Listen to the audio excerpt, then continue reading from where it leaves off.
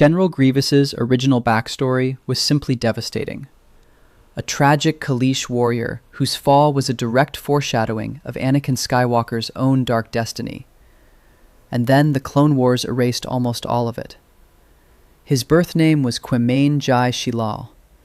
He was born on Kalee, a planet in wild space that had been under siege for generations, a world of famine, of reptilian humanoids called the Kaleesh, who built their entire spiritual identity around the conviction that warriors who performed great deeds in life became gods in death. Their burial grounds were sacred. Their dead were honored with precision and ritual. Their best fighters became myths while they were still breathing, and those myths became the religion of a people who had nothing else left to believe in. Sheelal became a myth while he was still alive. The Yam'rii, an insectoid species the Kaleesh called the Hook, had been raiding Kalee with technology the Kaleesh couldn't match. They came from the planet Hook, better equipped, with the momentum of a conquering force. For a time, they had the initiative. Sheelal changed that through personal combat and tactical command, drove Yam'rii forces back, turned the war's momentum, and won. By the time Kalee's armies had achieved their victory, he had risen to a status his own civilization described as demigod. His people had survived because of him. Then the Galactic Republic sided with the Yam'rii. That betrayal didn't stop with Grievous. What legends built around the entire confederacy of independent systems, its leaders, its soldiers, its politics, its consequences, was a decades-spanning ecosystem of storytelling that gave the Clone Wars era genuine moral weight. 8 specific stories prove it. 8 times, the Clone Wars walked past them without looking back. Entry 1. The Warrior They Never Showed You. The Legends material is blunt about why the Republic intervened. The Yam'rii petitioned them first. They asked for help before the Kaleesh did, and that was sufficient justification. The Republic and the Jedi Order declared the Kaleesh the aggressors, the people who had been defending their own planet from an invading species, leveled harsh sanctions and reparations against Kalee, and departed. Trade embargoes, hefty fines against an economy already gutted by years of defensive warfare. Thousands of Kaleesh starved and died in poverty, under terms a distant government imposed for a war his people had won. The warrior who had saved his civilization watched that civilization collapse under Republic paperwork. Before a single Sith Lord made a move, the Republic had already done the structural damage that made everything else possible. What Dooku needed wasn't a man to radicalize from scratch. He needed a man who had already been radicalized by the Republic itself, was still holding the wound open, and had the military capacity to turn accumulated grief into a weapon. Grief had compounded by then. Sheelal had fallen in love with a Kaleesh warrior named Rondaru Lee Kumar, his equal in combat, which on Kalee placed her among the very few. She died on a mission. The Legends material treats this as the pivotal interior break, the loss that precedes and deepens every subsequent betrayal the galaxy would deliver. After her death, Sheelal renamed himself. He chose the name Grievous because, as the source material records it, he understood he was destined to forever mourn her. His birth name had belonged to a demigod, a defender, a man with cultural purpose and a people who needed him. The name Grievous is a wound he chose to wear permanently, carved into his identity the way his people carved honors into the bones of their war dead. Sandhill found that wound and made an offer. The chairman of the intergalactic banking clan needed a military enforcer. Kalee needed someone to absorb its overwhelming debt. Grievous accepted. His people were still dying by slow economic strangulation, and he had nothing left to protect personally. Count Dooku gave him a shuttle crash instead. The bombing that left Grievous dying in wreckage was orchestrated by Dooku. Dooku blamed it on the Jedi. The Revenge of the Sith visual dictionary records what followed in a handful of words. Grievous was rebuilt on the brink of death following a shuttle crash. The 2005 short story, The Eyes of Revolution, published in the Star Wars Visionaries anthology, is the primary legend source that establishes the full arc: Sheelal's birth name, Rondaru's death, the Hook War, the crash, the transformation. James Luceno's novel Labyrinth of Evil provides the connective tissue. Dooku and Grievous had already met before the crash, while Grievous was serving as banking clan enforcer. Dooku had time to assess what Grievous was, what he'd lost, what he wanted to hurt, and precisely how to direct that toward maximum military utility. The mechanics of the transformation matter enormously. Grievous regained consciousness in a bacta tank and discovered his body had already been rebuilt around him. Not partially, comprehensively. The organic mass that had won the Huck War, that had carried Ronderu Lee Kumar, that had survived Republic sanctions and years of enforcer work for the banking clan. Reconstructed into a durasteel exoskeleton with 4 arms and photoreceptors where eyes had been. He hadn't signed anything. He hadn't requested a single modification. He woke up already something else, with a Sith Lord standing at the edge of the tank, explaining what had happened, and, crucially, who was responsible. Not Dooku, the Jedi. The same institution the Republic had deployed against his people in the Huck War. The same order that had stood behind the sanctions that starved his civilization. The specific cruelty of this construction is worth sitting with in its details. Dooku didn't recruit a willing volunteer. He didn't make a compelling political argument to an open-minded warrior and offer him an opportunity for revenge. He manufactured the conditions of compliance by building on a foundation the Republic had already laid. A man hollowed out by economic betrayal and personal grief and years of service to forces that used his capability without respecting his civilization. And then he took the body as well. Everything Sheelal had left, the one remaining thing that was his, was disassembled and rebuilt while he was unconscious and categorically unable to refuse. That's the legend's origin. Now lay the Clone Wars beside it. Season 1, Episode 10, Lair of Grievous, is where the active change occurs. The episode depicts Grievous's cybernetic modifications as something he pursued because he envied what Force-sensitive combatants could do and wanted to match or exceed those capabilities. Piece by piece, voluntarily, he had chosen the upgrades. The motivation shifted from externally imposed tragedy to internally driven ambition. He didn't wake up already transformed. He had chosen to become what he was because he wanted to be better at killing Jedi than Jedi were at staying alive. One framing produces a character destroyed by forces he couldn't control, deceived by people who told him they were helping him, carrying a rage manufactured by a Sith Lord using grief as raw material. The other produces a character who made choices and invested in hardware accordingly. Only one of those versions echoes anything that happened to Anakin Skywalker. Both were elite warriors before their falls. Sheelal for the Kaleesh people, Anakin for the Jedi Order. Both had their hatred of the Jedi manufactured through Sith manipulation. Dooku blamed the shuttle crash on the Jedi. Palpatine spent years cultivating Anakin's paranoia about the Council's intentions toward him. Both ended the Clone Wars encased in cybernetic bodies, organic capabilities replaced by machinery, serving the same Sith master. In Legends, the specific circumstances of Grievous's transformation, performed without consent, while he was helpless, in a bacta tank, mirrors the specific circumstances of Anakin's reconstruction, administered in agony after defeat, with no capacity to refuse or resist. One man had the experience first. The other was supposed to be the echo. No Legends author has made an explicit public statement confirming this parallel was a deliberate creative choice. What the source material does is build it with enough structural precision that treating it as coincidence demands more effort than treating it as intention. 2 warriors, 2 Sith Lords, 2 involuntary transformations into cybernetic bodies serving the same darkness. Legends positioned Grievous as the prototype, the first demonstration of what a Sith could make out of a betrayed warrior with enough personal history to redirect. TCW, by replacing involuntary transformation with voluntary self-modification driven by competitive ambition, broke that structural rhyme at its load-bearing point.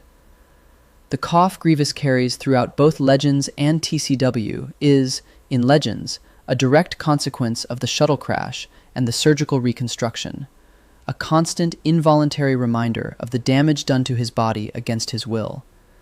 In the Clone Wars, it's atmosphere. A detail that in one continuity carries the weight of a specific crime becomes, in the other, a character quirk. That's the smallest unit of what was lost. Scale it up and you have the argument. After Grievous's death at Utapau in 19 BBY, the Legends continuity records that the Kaleesh worshipped him as a deity. The spiritual warrior, people who believed great deeds in life produced gods in death, got their god, a man who had spent his final years serving the enemies of his civilization, killing for a Sith Lord who had used his grief as an engineering resource, with a body that didn't belong to him. The tragedy doesn't end at Utapau. It completes in the reverence of the people who loved him most, who received his memory back as something sacred without fully understanding what had been done to it. The question that won't stay closed. Two readings of the TCW Grievous situation exist within the Legends community, and both have genuine force worth presenting before choosing a side. The first holds that Lair of Grievous committed a retcon, not an omission. The episode didn't simply decline to tell the Kaleesh origin story. It puts something on screen that is directly incompatible with that origin. A character who voluntarily pursued upgrades contradicts a character who woke up in a Bacta tank to find his body had been taken without his knowledge or consent. These aren't two stories that can coexist within a single continuity. Depicting the functional opposite of an established narrative is different from staying silent about it. The second reading has its own logic. Absence isn't replacement. The Clone Wars operated in a different tier of the Legends continuity system. It was a children's animated series, not a direct adaptation of Visionaries or Labyrinth of Evil. Choosing not to tell a backstory isn't the same thing as declaring that backstory false. The second reading also gains force when you note that it was the 2014 Legends reclassification, not the Clone Wars, that formally removed the Kaleesh origin from active canon. The show changed a backstory. Disney's continuity decision ended the argument about which version was real. What neither reading disputes, the story is gone from active canon. Whether TCW erased it through active retcon or simply left it behind when the broader continuity shifted, the outcome is identical. The character deployed across hundreds of episodes as a recurring threat, with the architecture of his tragedy dismantled. Both positions deserve the debate. Calling it definitively closed would require more certainty than the evidence supports. Entry 2. 60 Years Underground. His name was Durge. He was a Jedi male bounty hunter who had been active in the galaxy for almost 2,000 years by the time the Clone Wars began. And that lifespan is the first thing to understand about why he was the way he was. Jedi biology is built around near immortality through a distributed nervous system and extraordinary regenerative capability. There's no central organ whose failure ends the organism. No brainstem to sever, no heart to stop. The body reconstitutes from catastrophic damage given sufficient time, and time is the one resource a Gendai can't exhaust. He stood roughly 3 meters tall and had spent the better part of 2 millennia accumulating combat experience in conflicts the rest of the galaxy had long since forgotten entirely. None of that is why he was the way he was. Before the Clone Wars, Durge trained under a man named Jang, a former Mandalorian, excommunicated from that culture before their relationship began, no longer an active member of the warrior tradition when the two of them met.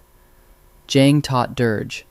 For a being who had existed for nearly 2,000 years and encountered most of what the galaxy could offer, the relationship was rare enough to matter.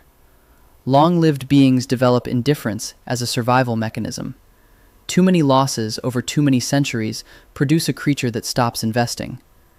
Durge hadn't managed that detachment. Jang was the exception that his biology had never been able to protect him from.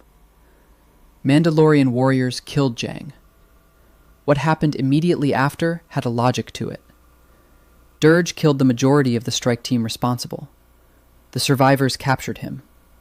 They tortured him for years. Gendai biology making that process far longer than it would have been for any other species.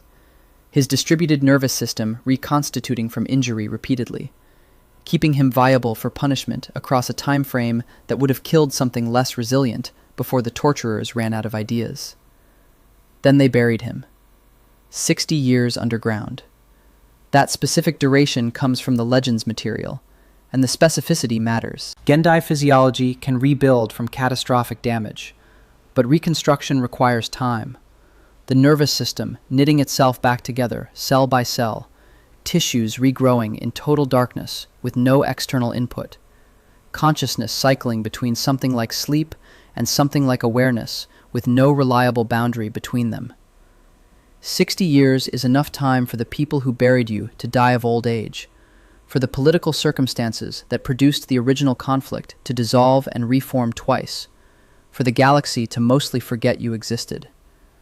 It's also, and this is the thing the biology guarantees, enough time for grief to calcify into something more durable than grief. Something without grief's capacity for resolution, because resolution requires the possibility of forgetting, and he had 60 years in which the darkness prevented forgetting as efficiently as it prevented everything else. He emerged with a pathological hatred of Mandalorians, not an ideology, not a considered political position arrived at through reasoning. The specific, incubated, concentrated product of 6 decades in the dark and one specific loss, pointed at an entire culture because of who had killed his mentor and then buried him in the ground. His first Legends appearance came in Star Wars Republic No. 51, published by Dark Horse Comics. He worked for the Confederacy of Independent Systems during the Clone Wars, not out of political conviction, but because the CIS pointed him at enemies, and enemies were what he needed. His death came at Anakin Skywalker's hands, trapped in an escape pod and launched into a star. That's the only execution method that accounts for a distributed nervous system with no central failure point. Even then, the outcome wasn't certain. A phrasing that sometimes circulates about this character describes Durge as having trained beneath a Mandalorian. That's technically near the neighborhood of something true, but functionally inverts the meaning of the relationship. Jang was a former Mandalorian, not an active member of that culture when he and Durge trained together. More critically, the Mandalorian dimension of Durge's story has nothing to do with training lineage. It's about who killed the person he trained under, and what 60 years of burial did to the grief that followed. Trained beneath a Mandalorian makes the connection sound like heritage. The actual connection is murder, then torture, then 6 decades in the dark. Those aren't adjacent stories. They are opposite ones. Entry 3. The Commander Who Came First. In 2002, 6 years before the Clone Wars animated series aired its first episode, a video game called Star Wars Galactic Battlegrounds Clone Campaigns shipped with a complete separatist campaign built around a single character. Her name was Severance Tan.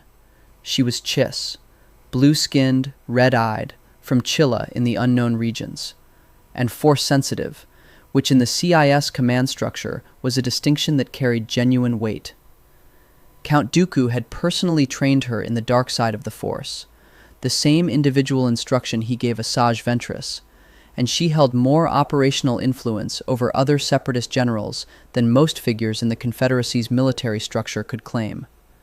She was leading CIS forces in the first weeks of the Clone Wars, while Anakin Skywalker was still a Padawan, and the Republic was still adjusting to the administrative reality that a war had actually begun at Geonosis. Her service record in approximately 1 standard month warrants specific accounting. Campaigns on Tatooine, Eridan, and Alaris Prime. The theft of prototype decimator weapons from Republic military forces. The capture of Serapin, a heavily fortified planet that served as a primary energy source for the Republic's war effort, a strategic prize significant enough that its loss reverberated through the Republic's logistical capacity. She kidnapped Jedi Padawan Not Reath as leverage. She operated as a military commander with real strategic objectives, real campaign outcomes, and real consequences for the Republic's ability to sustain a war it had barely begun fighting. Jedi Master Echu Shen-Jon ended her service.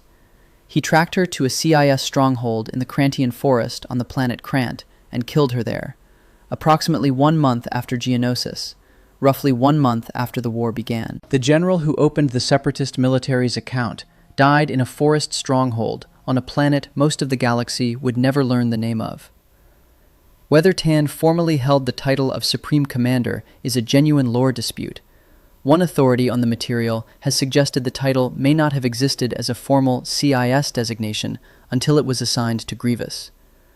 What the 2002 game established beyond dispute is that she held the highest operational field command in the Separatist military at the conflict's opening, reported directly to Dooku, and received a complete narrative arc in official Legends media published the same year the prequel trilogy established the CIS as a galactic power. The Clone Wars animated series began in 2008 and ran through 2020. It gave the CIS a rotating cast of alien commanders, introduced for an arc, eventually defeated or written out, and built several of those characters with genuine care. What it never did was acknowledge that a fully realized CIS military commander had existed in published official media since 2002, had led the Separatist armies in the war's opening month, and had a complete story the show was implicitly overwriting by constructing its own command structure from scratch. Tan's name doesn't appear in TCW dialogue. Her campaigns don't register in the war's history as the series presents it. A Dooku-trained general who held the highest field command at the opening gun of the Clone Wars was simply absent when the camera turned on. Entry 4. The Curse of a Name. The Battle of Jabiim ran for 42 days. The source material is Star Wars, Republic, issues 55 through 58, published by Dark Horse Comics. A 4-issue arc on a planet so saturated by rain that the ground itself was unreliable, where the Republic's military position deteriorated from difficult to catastrophic across 6 weeks of sustained fighting in conditions that made resupply, air support, and tactical maneuver progressively harder to execute. Obi-Wan Kenobi was believed killed in the fighting. Multiple clone officers died. The Jabiim nationalists, local population who had calculated that the Republic's military support was worth the risk of taking a side in the conflict, watched that calculation collapse as the Republic's position became untenable. When the assessment came back that Jabiim was lost, that the Separatist forces had the momentum, that the planet would fall, someone had to determine who got onto the transports and who remained on a world about to fall to CIS occupation. There weren't enough transports for everyone. Anakin Skywalker made the call. He ordered the evacuation to proceed with whoever had made it aboard, and he left. The Jabiim who had fought alongside the Republic, who had weighed their options, made their political bet, and backed aside, were left standing on landing fields, watching the transports rise into the rain. The Jabiim people cursed the Republic. More precisely and more permanently, they cursed the name Skywalker. Not the Republic as an abstraction, not the Senate. The specific name of the specific man who had made the specific decision to leave them.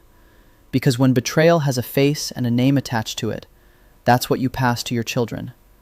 Not the institution, the name. Skywalker became, on Jabiim, the proper noun for a particular kind of abandonment. The promise made, the calculation completed, the transports lifting while the promised allies watched from below. Decades passed. The Clone Wars ended. The Empire rose. Vader built his reputation on top of the rubble of everything his earlier self had fought for. Luke Skywalker was born on Tatooine, grew up in ignorance of the war his father had fought, helped destroy the Death Star, became a symbol of the rebellion against the Empire his father served. In the original trilogy era, inhabitants of Jabiim sought to harm him solely because he carried his father's name. Luke had nothing to do with Jabiim. He hadn't been born when the decision was made. The grievance had nothing personal to do with him, and everything generational to do with what his name represented to people who had been left in the rain by someone who shared it. That narrative structure, a tactical decision during the Clone Wars, producing a consequence that lands on a man born after the war ended, requires treating the Clone Wars as history that accumulates weight and persists forward in time.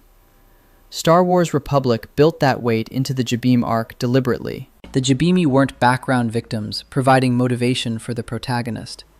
They were a population who made a specific political calculation, had that calculation exploited and then abandoned, and passed the consequences forward with the precision of people who remembered exactly whose name to blame, and taught their children to remember it too.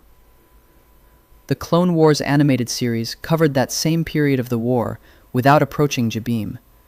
Its battle arcs were structured for resolution. The arc ends, the heroes succeed or escape, the civilian population is saved or used as motivation, and the narrative moves to the next planet. Jabiim doesn't resolve. The Republic loses. The Allies get left. The grief compounds across a generation and arrives in the wrong era as a specifically named enemy of a man who inherited a name without inheriting its history. That's a different kind of war story. Not better or worse in terms of craft, different in ambition. The difference between a conflict that ends when the episode does and one that's still running 30 years after the armistice. Entry 5. The Gladiator from Ratatak. In Legends, Asajj Ventress came from Ratatak. Not Dathomir, not a Night Sister by birth, not the inheritor of an ancient clan's forced traditions. She was raised as a slave on Ratatak, a brutal, lawless planet at the galaxy's edge where survival was the primary occupation and the distance between warrior and corpse was measured in days rather than years. A stranded Jedi Knight named Qymaen found her, recognized her force sensitivity, and began training her outside any institutional framework. No temple, no council oversight, no connection to the broader Jedi structure. They trained together in isolation on a planet that had no interest in either of them surviving. Then Qymaen was killed. Ventress fell to the dark side and fought her way through Ratatak's gladiatorial arena system. Not a brief or ceremonial exposure, but sustained combat against a rotating succession of opponents, on a world that provided nothing resembling a path forward except killing well enough and consistently enough that no one capable of stopping her remained. She established herself eventually as a warlord on a planet that had been attempting to kill her since childhood. That's who Count Dooku found, a woman who had built herself into a weapon on a world that gave her nothing, whose darkness came directly from grief and survival pressure rather than from doctrine or inherited power. No clan, no lineage, no tradition to betray or reclaim. A dead mentor, an arena full of corpses, and the specific kind of capability that forms in people who have been alone with danger for a very long time with nothing to fall back on. The Clone Wars Season 3 episode, Night Sisters, revised that origin. In TCW, Ventress is Dathomirian by birth, taken as an infant and brought to Ratatak, making her a Night Sister by heritage, connected to Mother Talzin and the political structures of Dathomir's matriarchal clans. That heritage becomes the emotional architecture of her TCW arc. Dooku's betrayal, the Coven's assassination attempt, her exile from CIS service, and her search for the clan belonging she was separated from as an infant. That storyline is among TCW's strongest work. The Night Sister arc earns its complexity, but it produces a different person. The TCW Ventress has roots, even if those roots were severed. Family, ancient tradition, belonging that was stolen from her. The loss driving her is about connections severed. The Legends Ventress never had those roots. She was formed entirely by absence rather than deprivation. The darkness in her wasn't ancient clan heritage expressing itself through grief. It was what happened to a child slave on a lawless planet, when the one person who offered her something worth aiming toward was killed, and she was left with nothing but her own capability and her own rage, and an arena to practice both in. Both versions can be compelling. They aren't the same psychological profile. Only one produces a character who has never belonged to anything at all, for whom power isn't a substitute for stolen belonging, but the only category she has ever known. That's a specific kind of formation the Night Sister arc doesn't inhabit, because its Ventress still belongs somewhere, to something ancient and real that was taken from her. The Legends version had no somewhere. The darkness had no ancestry. It was just what happened when a slave with Force sensitivity was left alone on a violent planet with a dead teacher and enough years to become something capable of impressing Count Dooku. Entry 6. The Jedi Who Stayed Too Long. Quinlan Vos was a Kefar Jedi Master with a specific ability the Order called psychometry, the capacity to read memories and impressions from physical objects, to touch something and experience what it had been part of. John Ostrander and Jan Duursema built him across years in the Dark Horse Republic comic series as one of the most morally complicated figures in Clone Wars-era legends. That ability made him the Jedi Order's most valuable intelligence operative, and the Council used that value in a way that tests what an institution can ask of a person and still call it service.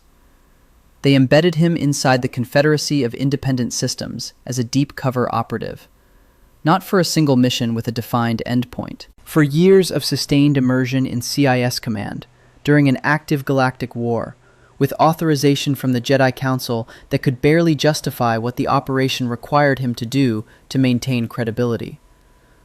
Vos maintained his cover by operating as a CIS asset, attending command briefings, building operational relationships with Separatist leadership, performing acts the Jedi Council's authorization could rationalize but not fully absorb. The Council knew where he was and what he was doing. What they couldn't verify, as the months extended into years, was whether he was still doing it for them. The dark side doesn't require deliberate choice. It requires exposure, time, and sufficient justification, and Vos was receiving all three in sustained supply. His Jedi colleagues, monitoring the operation from Coruscant, became genuinely uncertain about what they were monitoring. Their assessment of his status oscillated between deep cover operative performing successfully and Jedi who no longer knows where performance ends. That's the story Ostrander and Duursema constructed. Not a brief undercover assignment with a clear exit strategy and a rendezvous point. A years-long moral compromise in which the boundary between infiltrating an ideology and beginning to share it blurs in ways that frighten even the person crossing it. The question at the center of Vos's arc was the same question the Anakin storyline posed. How far into darkness can someone go before the light can't reach them, and who decides when that threshold has been passed? But without Anakin's structural significance to the prophecy, without the Senate's awareness, without anyone except Obi-Wan genuinely certain he was coming back. TCW deployed Vos in limited form. The 2015 novel Dark Disciple, developed from unproduced TCW scripts, gave him a significant storyline built around a specific operation, a Jedi Council-sanctioned assassination mission against Dooku, executed with Ventress as a reluctant partner.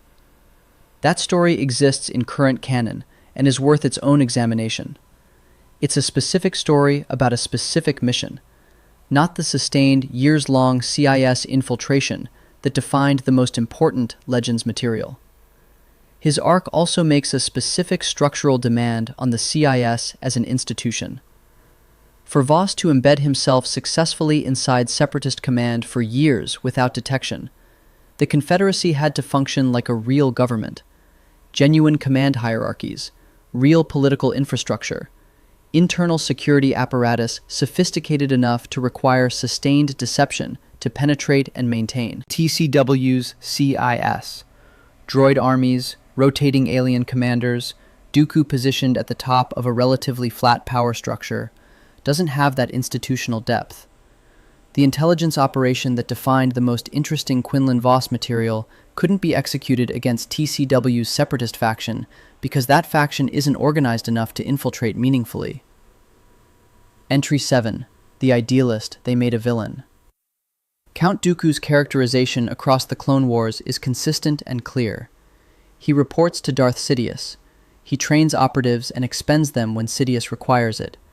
He commands the Separatist military from Sereno and operates within Palpatine's war plan. Whatever genuine political convictions he might have held surface occasionally in dialogue, usually as manipulation, but TCW's Dooku is fundamentally an operative, a Sith serving a master, with his ideological content subordinated entirely to his tactical function. The Legends material establishes something more complicated. Before he was Darth Tyrannus, Dooku was a Jedi Master who had spent decades watching the Republic's Senate function as a marketplace for corporate interest. The Trade Federation, the Intergalactic Banking Clan, the Commerce Guild, all operating with Senate sanction, all purchasing favorable policy through influence and access, all extracting economic value from Outer Rim systems that had no comparable representation in the body authorizing that extraction. Republic courts, Republic infrastructure, Republic law enforcement, present and functional in the core worlds, largely absent past the Mid-Rim. What the Outer Rim received in return for its tax obligations was corporate extraction with Senate approval, on planets that couldn't afford the political connections needed to change the terms. Dooku had witnessed this from inside the Jedi Order, which served the Republic, and therefore served the Senate, and therefore served, at one remove, whatever interests the Senate had been purchased to protect. He left the Order having concluded, before Palpatine made his approach, that the institution was too structurally compromised to reform from within. The Confederacy of Independent Systems that he subsequently helped assemble was built on political grievances that real populations in real star systems genuinely felt. That doesn't make the CIS righteous or its methods defensible. It means the cause had a political argument that whole systems believed in enough to die for, an argument that predated and existed independently of Palpatine's war plan. Whether Dooku remained a genuine idealist through his Sith training, or whether that training systematically replaced conviction with calculation, is a question the Legends material leaves deliberately open. What the Legends characterization preserves is the validity of the underlying political argument, independent of its advocate's sincerity. The Republic had done verifiable institutional harm to Outer Rim worlds across generations. The CIS had a point about that harm. The cause built around that point was real enough to produce a galactic civil war, not because Palpatine deceived an entire galaxy into secession, but because the grievance already existed and had been accumulating for longer than Palpatine had been running his operation. TCW's Dooku is the villain who commands the enemy faction. His former role as a Jedi who saw something genuinely broken in the Republic and concluded that leaving was the honest response. The specific things he had witnessed that convinced him reformation was impossible. The argument he made when he walked out of the Order that was compelling enough to build a war around. That version requires a narrative willing to take the CIS's founding ideology seriously as an ideology, rather than reducing it to Sith manipulation and corporate greed. TCW mostly wasn't willing. Occasionally, it gestured toward that complexity. It never committed to it. Entry 8. The Worlds That Voted to Leave. The Confederacy of Independent Systems didn't recruit planets by force at the outset. The secession was a political event before it was a military one.